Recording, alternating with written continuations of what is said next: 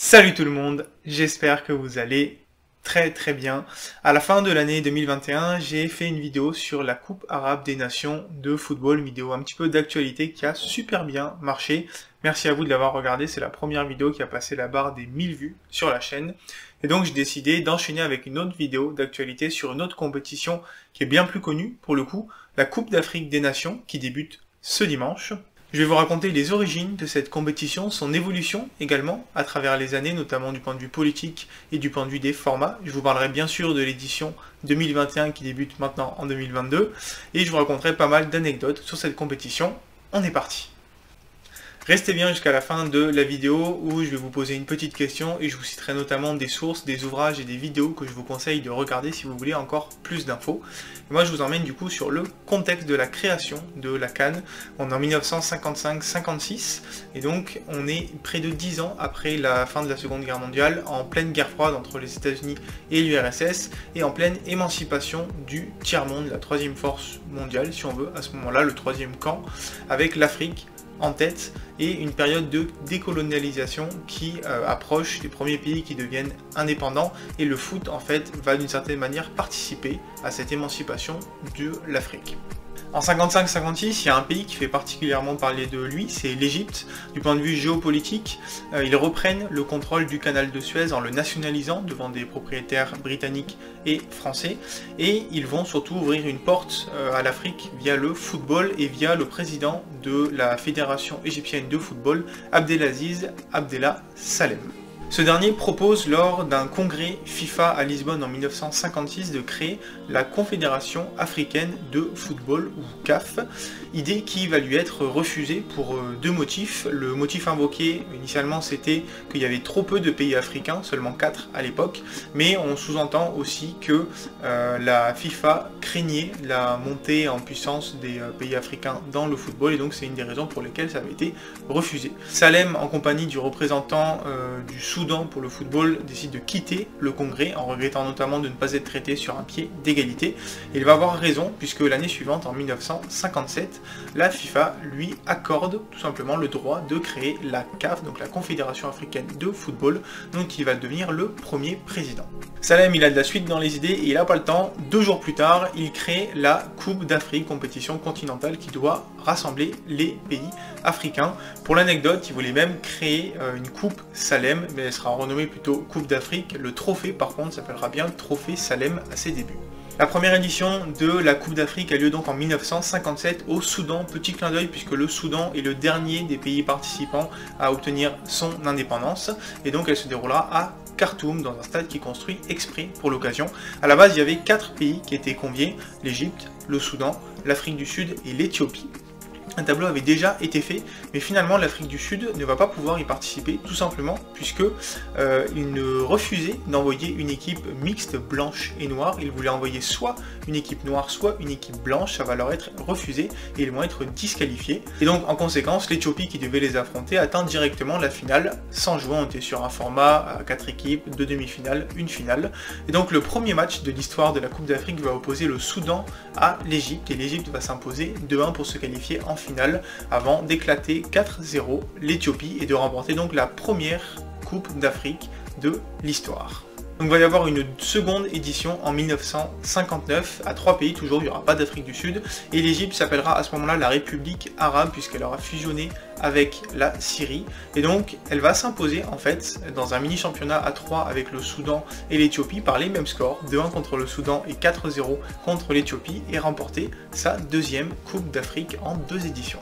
Ces 2 premières éditions, même si elles se font seulement à 3 pays, elles sont plutôt une réussite et elles vont amener d'autres éditions tous les 2 ans qui vont augmenter en termes de nombre de participants, compétition après compétition, et ça va permettre finalement l'émancipation du football africain. On peut noter en 1964 que la Coupe des clubs champions africains sera créée également, histoire de boucler la boucle. Alors si le format de la CAN va beaucoup changer à travers les éditions, et je vais revenir juste après, on peut aussi noter que de par l'instabilité politique qui est présente dans ce continent pour tout un tas de raisons, il va toujours y avoir un petit peu des tensions politiques liées à certains ou d'autres pays, pas à chaque édition mais à un certain nombre d'éditions. Je peux en citer quelques-unes. Par exemple, l'édition 61 a été reportée d'une année en 1962 à cause d'une tentative de coup d'État. En 1965, c'est la première édition qui a lieu en Tunisie. On a le Soudan et l'Égypte qui vont décider de la boycotter du fait de la position du chef d'État tunisien vis-à-vis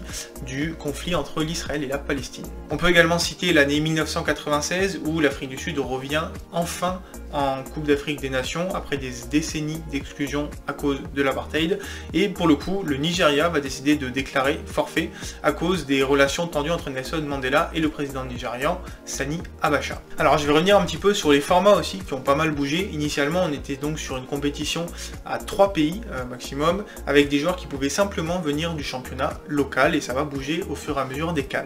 En 1962, on passe à 9 équipes avec un qualifié direct, le tenant du titre, et ensuite un format de 8 équipes qui essaient de se qualifier pour 3 places, pour ensuite des demi-finales et une finale.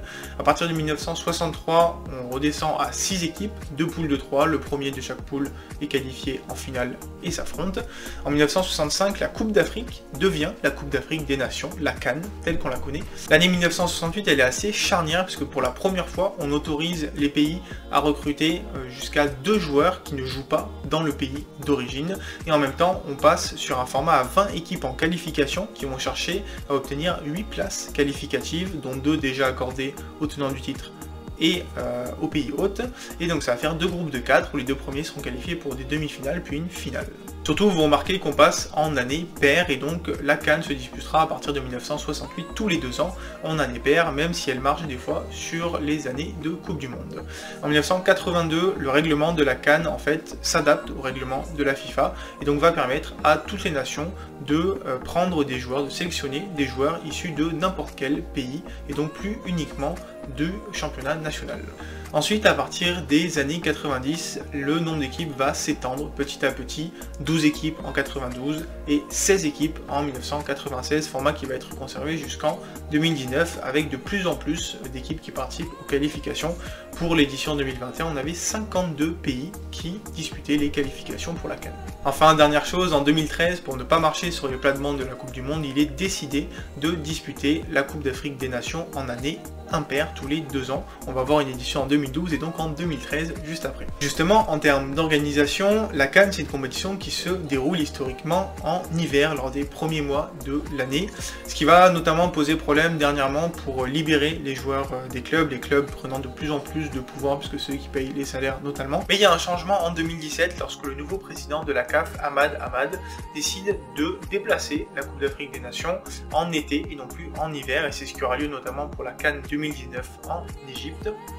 Malheureusement, le Cameroun, pour des raisons météorologiques, qui organise donc la CAN 2021, demande à ce que la CAN soit à nouveau mise en hiver, donc un petit rétro-pédalage qui indirectement est lié à la Coupe du Monde des clubs, puisqu'elle devait avoir lieu à l'été 2021, et donc la FIFA apparemment aurait un petit peu poussé pour libérer le calendrier, et ça les arrangeait bien de redéplacer la CAN en hiver. Au niveau du trophée, il a été changé 2 fois. Le trophée Salem a été utilisé jusqu'en 1980 avant de passer sur un trophée de l'unité africaine qui est utilisé jusqu'en 2001 pour le trophée actuel, qui est donc un trophée plaqué or en forme de tour avec un globe où est incrusté le continent africain, et donc qui est remis en jeu à chaque édition. Allez, on va regarder un petit peu le palmarès. Pour l'instant, on a eu 32 éditions, la 33e a donc lieu maintenant au Cameroun, c'est la 2e fois qu'on va au Cameroun. Il y a eu 18 pays différents qui ont été visités, et je vous affiche maintenant le tableau des vainqueurs de la CAN avec quelques petits stats. En 32 éditions, on a donc eu 14 vainqueurs différents et 20 finalistes différents, c'est quand même assez varié. L'Égypte est assez loin devant avec 7 victoires et également 2 finales perdues. On a derrière le Cameroun et le Ghana qui suivent avec 5 et 4 victoires. Le Nigeria est l'équipe qui a le plus de top 3. Ils sont finis dans le top 3 de près de la moitié des compétitions. Allez, je vous donne quelques fun facts sur le palmarès. L'Égypte, c'est la seule pays qui a réussi à aligner 3 victoires consécutives de 2006 à 2010. Le Ghana, c'est l'équipe qui a aligné le plus de finales consécutives en 1963, 65, 68 et 70. C'est également l'équipe qui a perdu le plus de finales avec 5 défaites en finale. Il y a beaucoup de finales qui sont serrées, notamment au 21e siècle. J'ai compté sur les 11 dernières éditions, on en a 5 qui sont allés en prolongation et même jusqu'au tir au but, et on a seulement 14 buts marqués pour 11 finales. C'est assez peu, ça montre aussi la tension qu'il peut y avoir dans les finales. Sur 32 éditions, on a vu 11 fois le pays hôte l'emporter. Alors c'est un peu moins vrai depuis quelques éditions, on a seulement 2 victoires du pays hôte sur les 11 dernières éditions, mais quand même c'est un petit avantage supplémentaire. Les pays du Congo, ils sont invaincus en finale, puisque la République démocratique du Congo compte 2 victoires pour 0 défaite, et le Congo compte 1 victoire pour 0 défaite. L'Égypte, c'est aussi le seul pays qui aura remporté du coup les 3 trophées différents. Voilà, c'est le seul pays à avoir remporté avant 1980, entre 1980 et 2000, et après 2000, une Coupe d'Afrique des Nations. Enfin, en 1974, il y a une finale qui a été rejouée suite à un match nul de partout lors du premier match. Donc il y a eu un match d'appui remporté par le Zaïre, qui était l'ancien nom de la République démocratique du Congo, et qui avait donc remporté la CAN cette année-là. Allez, je vais vous parler maintenant donc de la compétition qui débute maintenant, la CAN 2021, mais en 2022. Comme pour l'Euro, le nom CAN 2021 a dû être conservé pour des raisons de sponsoring. La compétition a longtemps été menacée par le Covid, mais elle aura bien lieu pendant un mois. Il y aura 8 stades notamment qui vont accueillir des matchs. Au niveau du format, il y avait 52 équipes qui s'attaquaient à des qualifications. Les 8 moins bien classés ont d'abord fait un tour préliminaire pour avoir 4 qualifiés, donc 48 équipes, qui se sont réparties dans 12 groupes de 4, et donc pour lesquels les 2 premiers se qualifiaient pour la CAN. Comme pour l'Euro, on est sur un premier format à 24 équipes pour la phase finale, 6 groupes de 4, les 2 premiers se qualifient et les 4 meilleurs, 3e se qualifient également pour des 8e de finale, puis des quarts, demi-finales. On est sur un format assez dense qui va demander beaucoup d'énergie avec jusqu'à 7 matchs pour arriver à la victoire finale.